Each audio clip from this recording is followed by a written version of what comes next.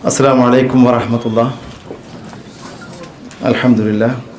Wassalatu wassalamu ala rasulillah wa ala alihi wa sahbihi ajma'in amma ba'd. Respected chief guest of this function, Professor G.D. Sharma, Honorable Vice Chancellor of USTM, and renowned academician, well-known scientist, who has been bringing laurels to USTM because of his academic influence in the world. Recently, the USTM has been accredited by NAC with A grade. Now they are dreaming under his able leadership for A++ in future. They have started the work for that. Academically, they are running far ahead by increasing the publication, increasing the projects, increasing the number of patents, like that. They are, with the support of the other visionary, the great visionary behind all these ERDF group of institutions, Mr. Mahbubul Haq, the Honorable Chancellor of USTM. He is very dynamic leader. I have witnessed his dynamism through the growth of this USTM. He has been running from pillar to post to realize his dreams. He has even traveled to Kerala before starting his university. At that time, luckily, I was principal of a college in Kerala. He visited my college and he interacted with the students, faculty members, management, everybody. So he was moving from Jammu Kashmir to the Kanyakumari. Before starting, he was studying the system, followed very well.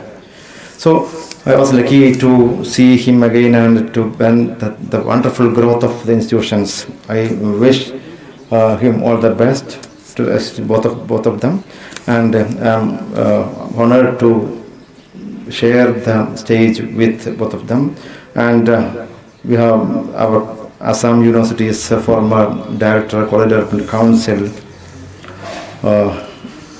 Mr. Dr. Basheer. He's academic advisor of ERDF, and your academic registrar of USTM also is here. And most important persons are the participants of this program. You responded to the call of Professor Mahbubul Haq. He notified and told you to register online. Voluntarily you came forward. That's a good sign, and because of your readiness, something will happen, I'm sure, no doubt. At first, I thank the organizers for inviting me to this program.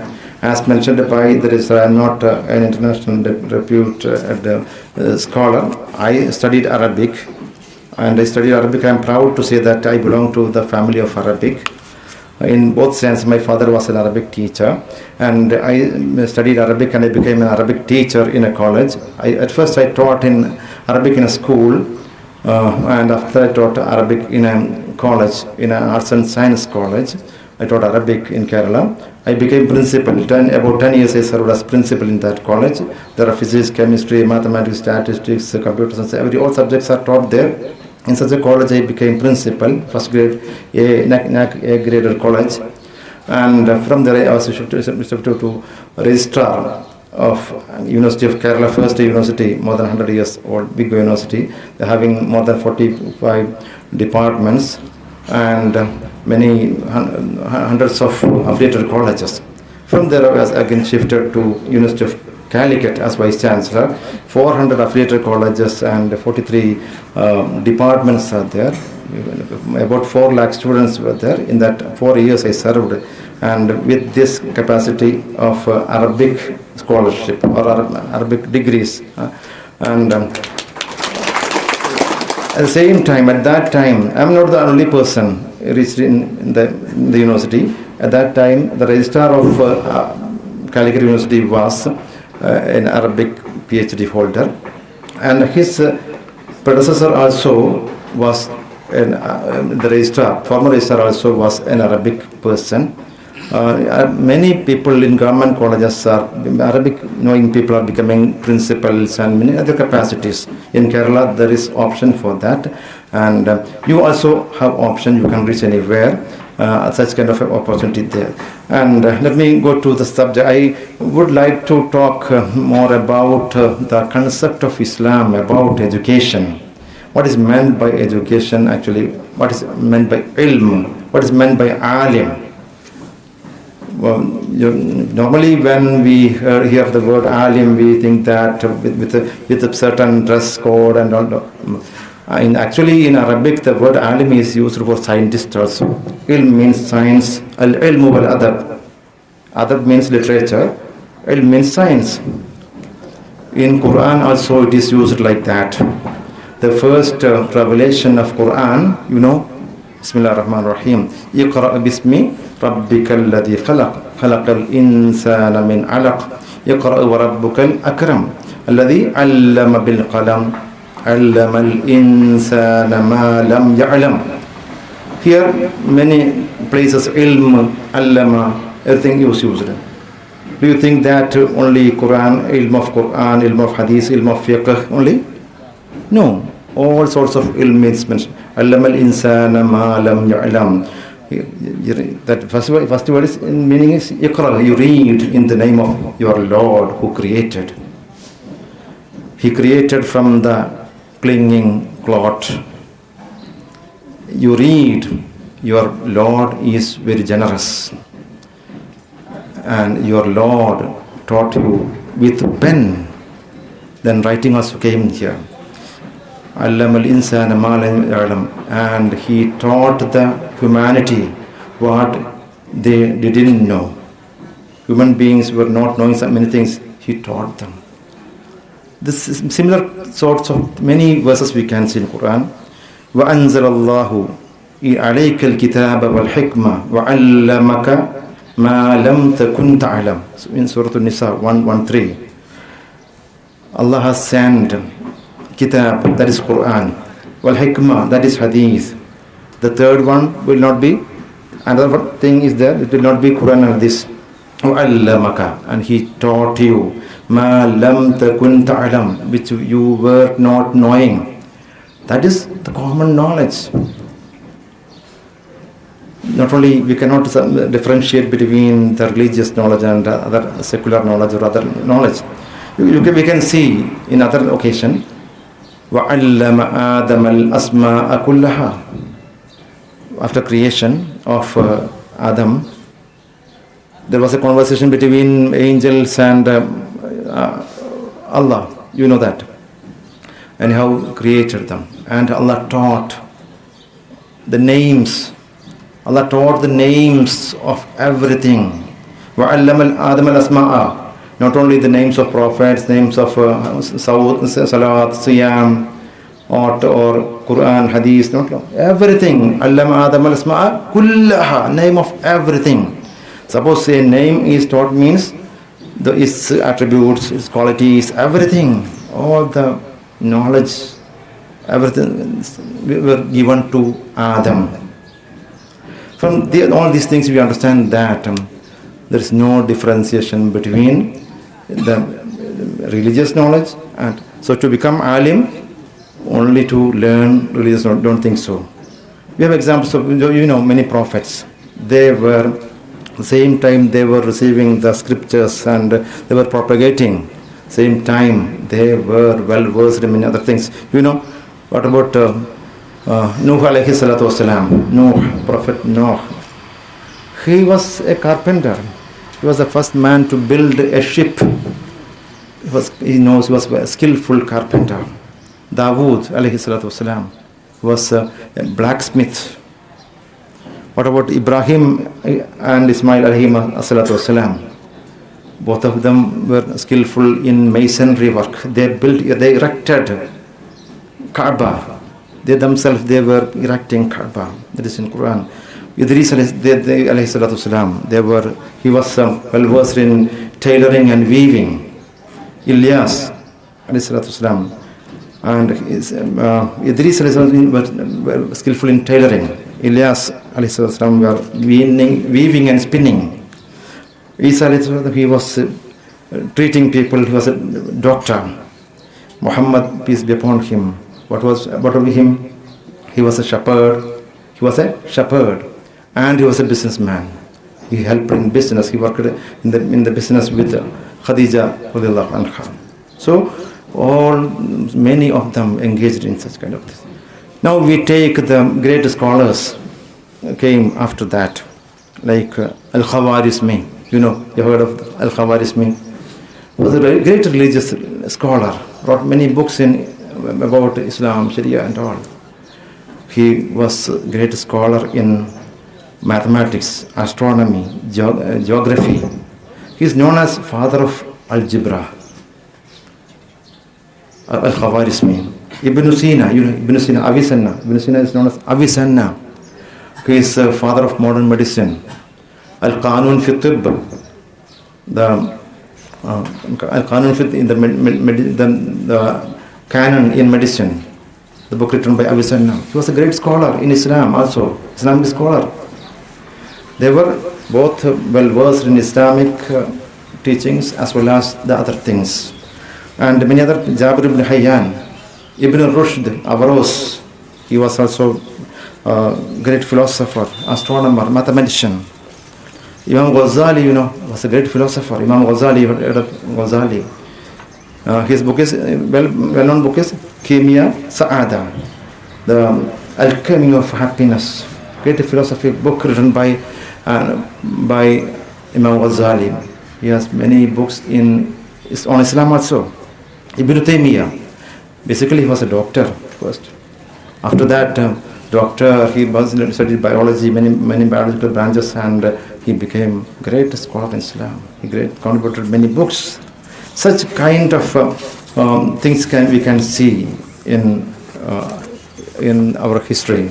Many of our fathers have shown great ways for like that. You see, great politician, great leader of our nation, Maulana Abul Kalam Azad. He was the first education minister, great visionary. He made a good foundation for the higher education of India under his tenure. But he was a great scholar in Islam. He was a mufassir of Quran. He wrote tafsir of Quran, Tarjuman al-Quran he wrote. Great book, great work. He is not like any other ministers. He started the IITs. IITs is the prominent higher education institutions in India. Still now, he started it. He started Indian Institute of Science, the only institution which comes under 200 among the international institutions. That is his contribution.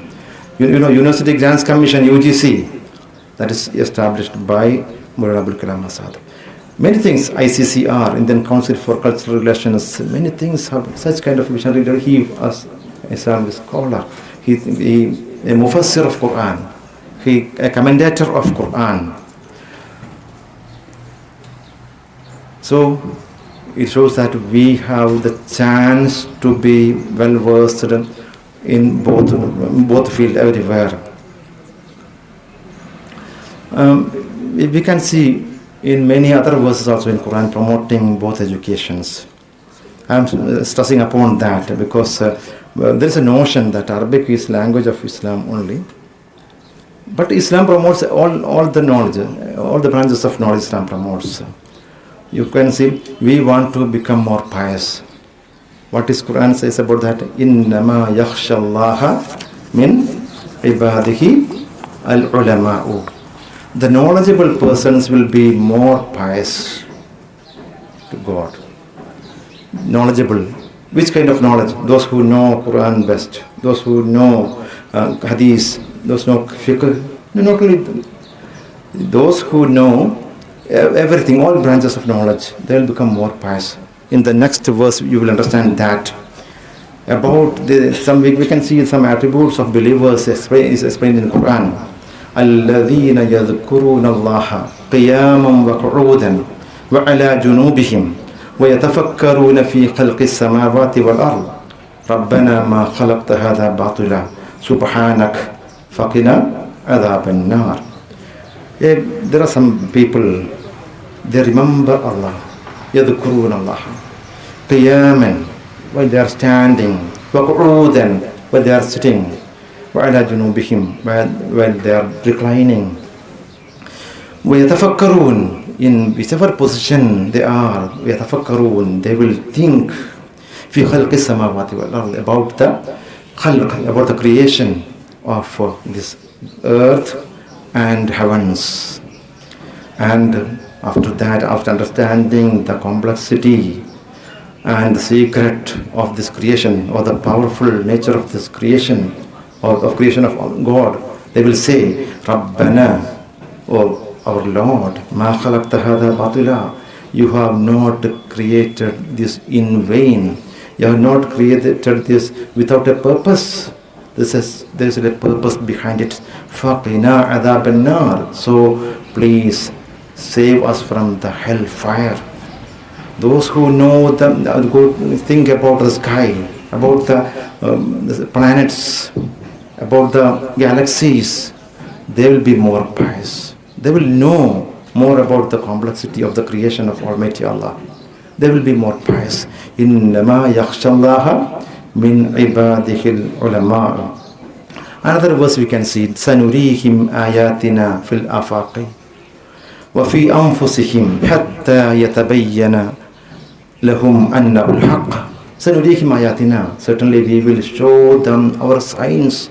God says, Allah says, I will show them my signs. Where?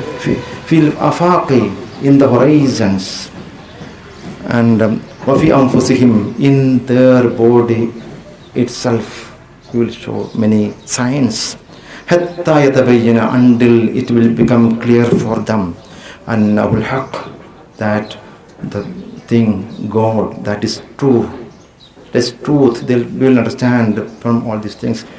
From these words, what we understand, we have to see, we have to go to the horizons, we have to study, look about it, we have to think about it. That there is wherever we can see in Quran, أَفَلَا يَنْظُرُونَ إِلَى السَّمَاءِ. Don't you look at the sky, كَيْفَ خُلِقَتْ, how it is created. أَفَلَا يَنْظُرُ إِلَى الْإِبْلِ, you don't look at the camels, how it is created, how it is living in the desert, how is its creation. وَإِلَى الْجِبَالِ, to the mountains, how it is established there, erected there with deep roots. Like that, many questions are there. And about the earth, these questions, many questions. All these questions are to us to learn about it. And after this, we can see, we will understand that it is our responsibility to study about all these things. We will be questioned. We have been given many faculties. If we are not utilizing all these faculties, we will be questioned by Almighty Allah. You can say, Inna sam'a wal basara wal fu'ada kullu ulaika kana anhu mas'ula. Certainly your ears, your capacity to hear, wal basar, your eyesight, wal fu'ad, your heart, your thinking capacity, kullu ulaika, all these things, kana anhu mas'ula, everything will be questioned. For what purpose you have utilized your listening capacity? For what purpose you have utilized your observation capacity with your eyes? And for what purposes you used your heart? For everything will be questioned. And again we can see about that, lahum qulubun. If a person he is not utilizing his capacities given to him, then about them Quran says, lahum, there are certain kind of people, they have heart, la yafqahuna biha, they are not thinking with that, they are not utilizing their thinking capacity properly. Walahum a'yunun, they have eyes but they are not seeing properly with that. Walahum adhanun, they have ears, la yasma'una biha, they are not listening, they are not hearing proper things. أولئك كالأنعام, they are like animals, they are like cattle. No, bal, no, but hum adallal, they are beyond that, they are more worse than animals. Animals don't have thinking capacity, but we have thinking capacity, but if we are not utilizing, we will be like animals or worse than that. And there is a verse, this hadith about seeking knowledge. And if we are in the way of seeking knowledge, Allah will help us. That is, man salaka tariqan yaltamisu fihi ilman sahalahu Allahu tariqan ila jannah. If a person is in the way of search of knowledge, he will make his way to the paradise easy. Which knowledge you mean? All branches of knowledge, whichever it may be. This is our responsibility. If we are doing a responsibility, it will make our way easy to paradise. Then there will be a question. Then what about the importance of religious education in Islam? That also we must know. I told you there is no need of any differentiation between religious education and the secular education. It is our duty of human beings to teach, to study everything. And what is the concept of Islam about religious education? We can see one verse. Even during the battle time, a team should be there to learn Islamic teachings very deeply. That is a kind of instruction. I can recite that. وَمَا كَانَ الْمُؤْمِنُونَ لِيَنْفِرُوا كَافَّةً. The believers are not to go for battle altogether. وَلَوْلَا نَفَرَ مِنْ كُلِّ فِرْقَةٍ مِّنْهُمْ طَائِفَةٌ لِيَتَفَقَّهُوا فِي الدِّينِ. A group of them shall remain to study deeply the religious things. وَلِيُنْذِرُوا قَوْمَهُمْ, and to teach them, admonish them, others, when they return back. Such kind of things are there. So a team should be there for religious studies. And some madrasas can be kept for giving religious studies, conducting research on religious things deeply. Some centers should be there. Not all that Muslims should become, no need to become all great scholars.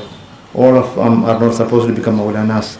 That kind of Maulanas are not required to this community. And we need many scientists also. We need many scholars in all the fields. Wherever we are, we have to propagate, we have to preach. If there is a scientist who knows astronomy, he can tell the astronomical things and he can tell it to the people. But only Maulanas are there, and there are no only Hadith and Fiqh and Quran only. They don't know what is happening outside, what is the science, what technological developments are there.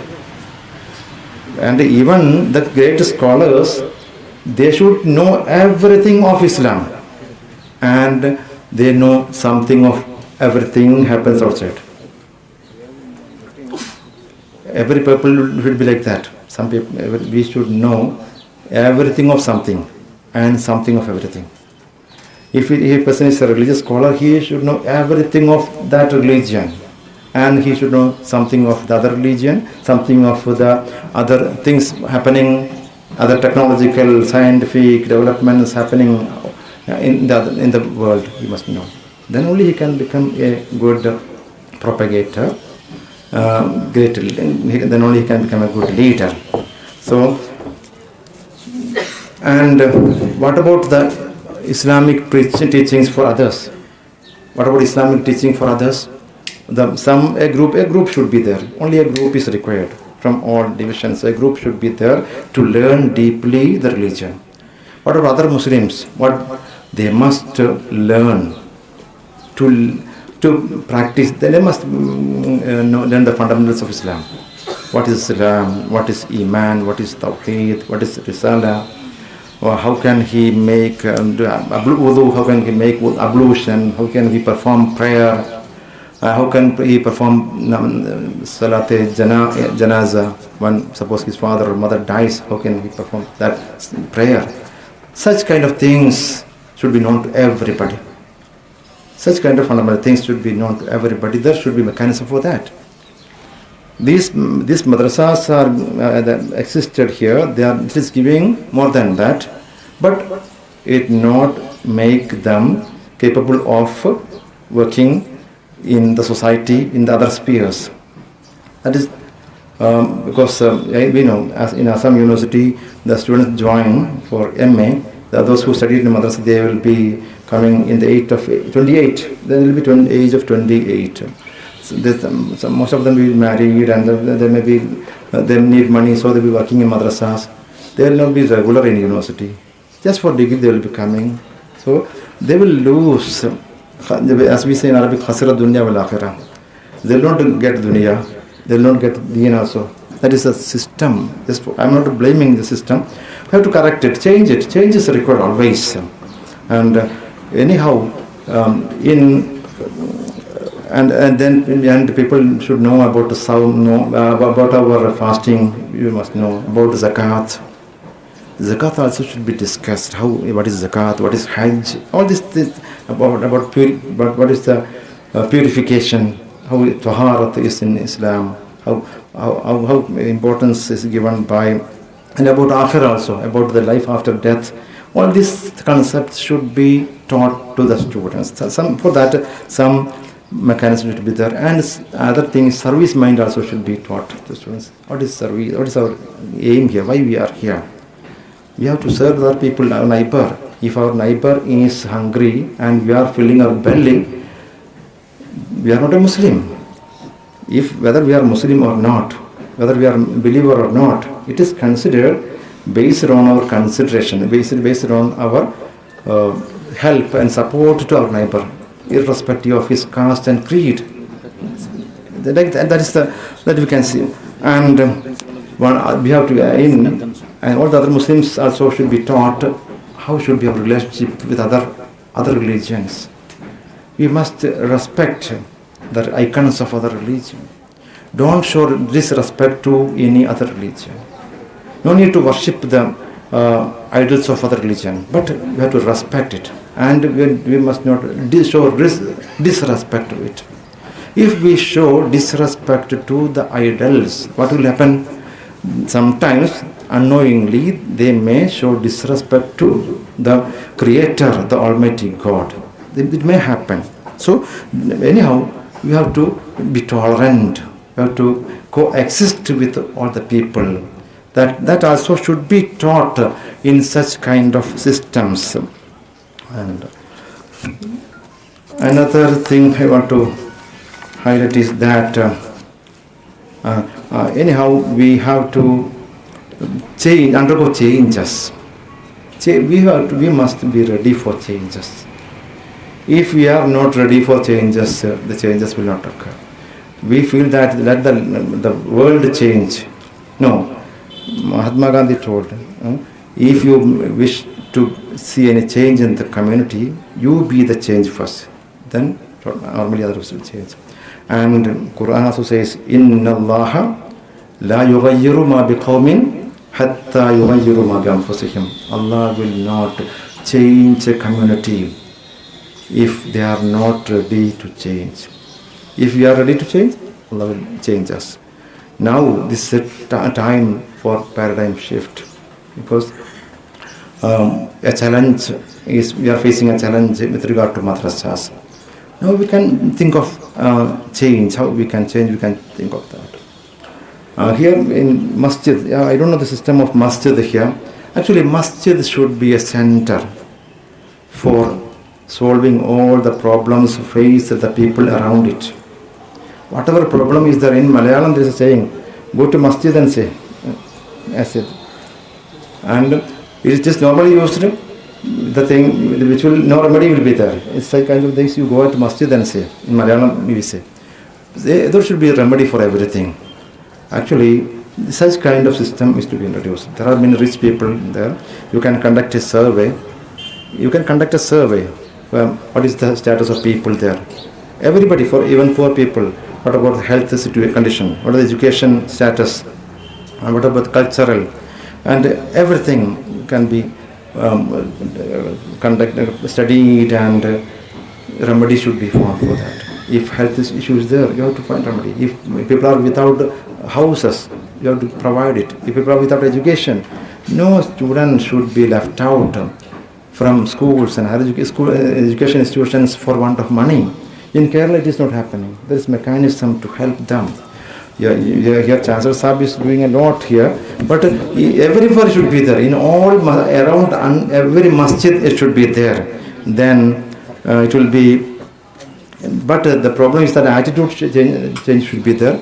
We think that we want to get the help from others. We are expecting. Our culture is a consumerist culture. Actually, I would say that we must be contributors. We must be contributors. So, the giving hand. Our hand should be the giving hand. We can say in Quran, see in Hadith, al yadul ulya khayrum min al yadis sufla. The upper hand, the hand which is in the upper side is better than the hand it is in the lower side. So not only giving 10 paise, 50 paise, 1 rupee, no, contributing something to others. Instead of enjoying the things which have been found by some others, arranged by others, no, you have to give something to the community. In which way I can give something to others, that we have to think.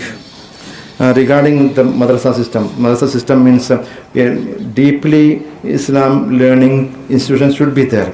For other Muslims, from my experience I'm telling, I'm staying in Silchar. Many people come to my house for many things. Sometimes servants, I ask them what is their name. Wonderful name, beautiful names will be there. I ask them, do you know Quran? What is Quran? Do you know how to recite Surah Al-Fatiha? They don't know. Most of them don't know to recite Surah Al-Fatiha. They don't know 5 times, name of the 5 times prayers, they don't know. Because they are very poor, they are coming for work and they may be getting 1,000 rupees. If they work whole month, they may for that work they are coming. Sometimes 2,000 rupees. Very poor people are there. Such kind of people also should be taught what is Islam. There may be any communal issue will be there. Some they may be in front without knowing what is Islam. Then be against. Sometimes some spirit may be there. There's no use for anybody with that kind of spirit. They must be taught. There should be mechanism for that. For that, in Kerala, the practice is morning madrasa. Kerala madrasa means morning madrasa only. The other thing is the Arabic scholars are there for becoming deep scholars, Arabic scholars. Morning madrasa is actually it was earlier 7 to 10. The schools were started at 10:30. Now it is 7 to 9. School starts at 10 o'clock now. So that 2 hours is enough every day. Weekly 6 days. Sunday will take some more time. Or if it is not possible, you can start evening madrasa, afternoon madrasa. You can start here 2 hours afternoon, or you can think of Sunday madrasa, weekend madrasas. Sunday some 7 to 12. That is enough. Up to 5 years you give it, then all this can be taught to them. They can be empowered by that. And great training should be given to the teachers also. Which teachers' attitude also should be changed for that. And you can think of starting online madrasa. Now online is probably everywhere. Online madrasa. Then no timing is not an issue. Any time you can have it. Now in Kerala, many online madrasa are there. Those who are study in US, they are attending the online madrasa offered in Kerala. And I have a baby. They have not been shifted to here. When they shift, my plan is to attend the online madrasa of Kerala. That is possible. So you can think of starting online madrasa for giving a fundamental knowledge about Islam to everybody. That's compulsory. Everybody must know that. That's the purpose of madrasa. Otherwise, 18 years, 17 years, 14 years studying in madrasa, and all of them you wish to become Maulana and to become Imam and Khatib, like that. Such a number of Khatibs are not required for us. So, but even after becoming a doctor, you can learn Quran. It is online Quran. You can continue education program also. You can start after getting a job. Doctors can learn, engineers can learn. Everybody can learn Quran. There's facility for that. Everything is available and at our fingertip. In Assam, it is very fertile land for education because the people are very sharp here. Because I think majority of the Quran land or Quran Hafiz are from Assam. Many in Kerala during Ramadan, many Hafiz come to Kerala. And otherwise, the other Imams are from outside Kerala, from UP, from Bihar, from Northeast, from Calcutta, and from Assam. Many are there. Because you hear the people in Assam, you learn by heart very fast. You have that good capacity. I don't know whether you are aware of that. You have good capacity. And you have many madrasas here.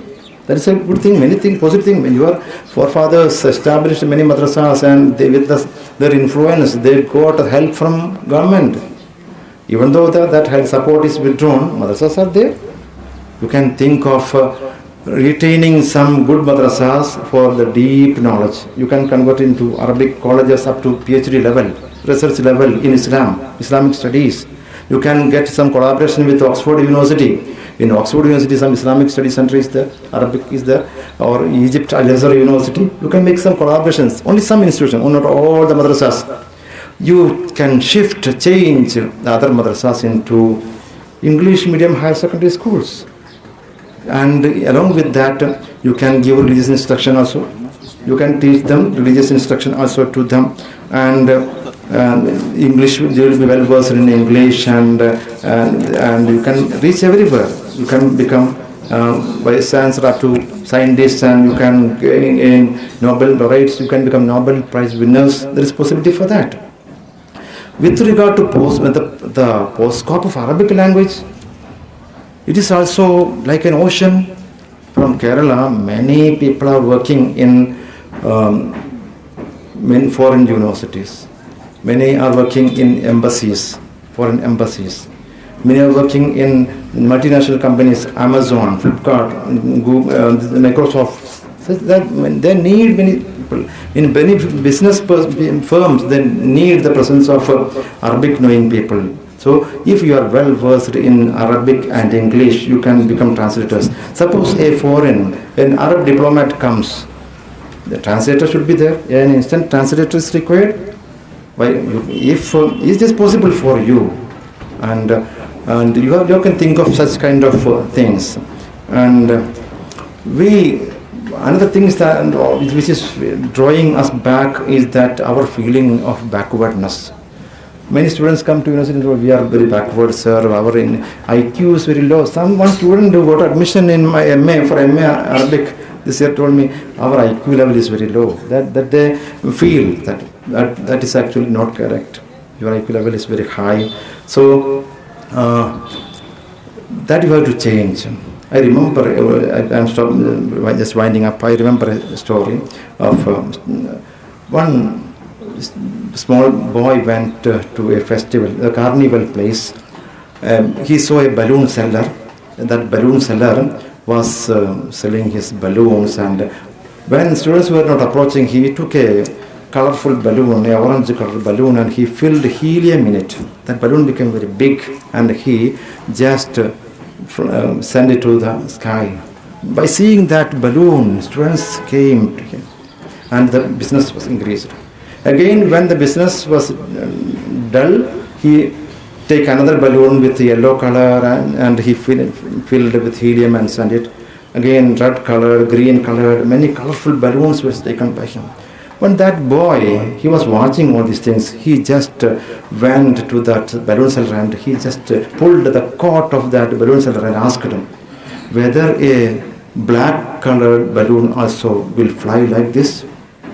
Then his reply was that the color of the balloon, that which does not make it fly high. The thing which is filled inside make it to fly high. Like that, your color, your place, your geography, your color, your dress, or such kind of things are not making you fly high. What thing you feel here, it will make you fly high. So try to fill maximum helium here, which will make you fly high. I wish you all the best. Assalamu alaikum wa rahmatullah.